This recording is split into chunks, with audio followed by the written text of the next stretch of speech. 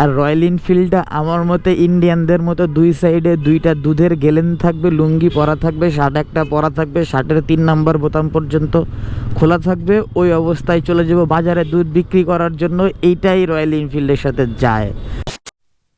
আসসালামু আলাইকুম গাইস, চলে এসেছি আপনাদের মাঝে নতুন আর একটা ভিডিও নিয়ে। যদিও আজকে ভিডিও করার মতো কোনো ইচ্ছা ছিল না, কাজের ফাঁকে ভিডিওটা স্টার্ট করলাম। আর ভিডিও স্টার্ট করার মূল কারণ হচ্ছে এই যে আমার সামনে একটা বাইক দেখা যাইতেছে রয়্যাল এনফিল্ড।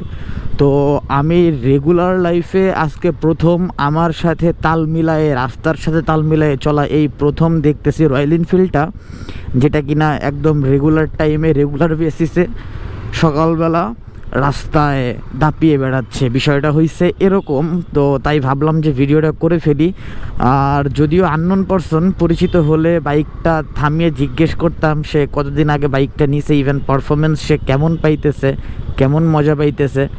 বাট এরকম কোনো কিছুই জিজ্ঞেস করব না, আমি জাস্ট শুধু আপনাদেরকে দেখাবো এই যে ক্লাসিক রয়্যাল এনফিল্ড ক্লাসিক 350। তো বাইকটা আসলেই লুকিংয়ের দিক থেকে জোস। আর এটা তো প্রত্যেকটা বাইকারের বলতে গেলে একটু শখের বাইকের তুলনায় শখের বাইকের কাতারে এই বাইকটাও পড়ে।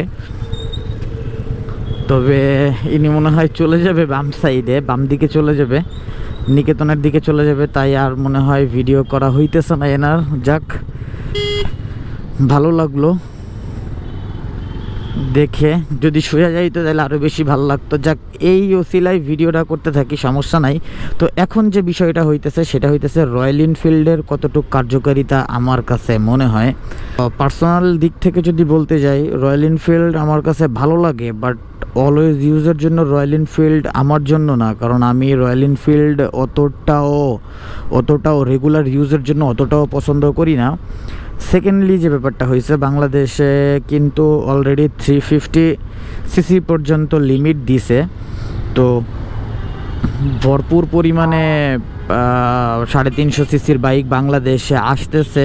তো এর মধ্যে অনেক বাইক আছে যেগুলো অলরেডি চলে আসছে। সিএফ মোটো 350 নিয়ে আসছে, সুজুকি জিক্সার 250 আনছে, জিক্সার SF 250 আনছে। মানে প্রচুর পরিমাণে বাইক অলরেডি আসা শুরু হয়েছে। তবে এই 2025-এর মাঝামাঝি সময় পর্যন্ত মানে যত সেগমেন্টের বাইক আসার কথা তার ম্যাক্সিমাম সেগমেন্টগুলো চলে আসবে। ইয়ামাহা FZS 250 বাইকটা আসবে, তারপর ইয়ামাহার R3 আসবে, মানে অনেক বাইক আসবে বাংলাদেশে।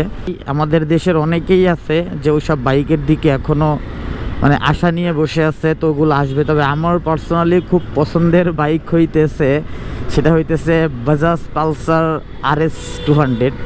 তো জানি না এই বাইকটা আসবে কি না। মাঝখানে শুনছিলাম এই বাইকটা নাকি বাংলাদেশে আসবে না। তো আমি এইটা বুঝতে পারলাম না, বাংলাদেশে প্রত্যেকটা ব্র্যান্ডের বাইক যদি আপডেট সিসি আসতে পারে তাহলে বাজাজ কেন পারবে না? আর বাজাজের N250 অলরেডি বাংলাদেশের রাস্তা দাপিয়ে বেড়াচ্ছে, কিন্তু পালসার RS 200 দোষটা করছে কি? তো RSটা যদি অ্যাজ সুন অ্যাজ আনা হয় তাহলে আমি খুব খুশি হব, কারণ আমার ইচ্ছা আছে বাজাজ পালসার RS 200টা নেওয়ার। তো এখন দেখা যাক কি হয়।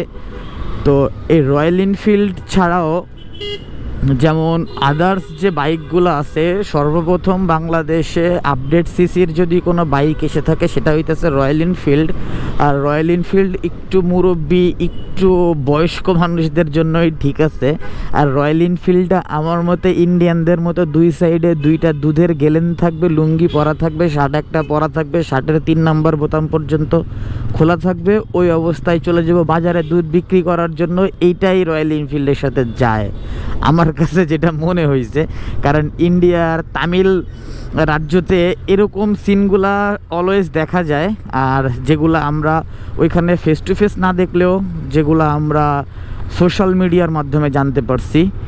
তো এই হচ্ছে ব্যাপার আমার কাছে। আমার এই 150 সেগমেন্টের FZটাও ঠিক আছে, FZটাও খারাপ না। তবে যদি বাজাজ পালসার RS 200টা আসে তাহলে আমার খুবই খুবই খুবই ইচ্ছা বাজাজ পালসার RS 200টা নেওয়ার।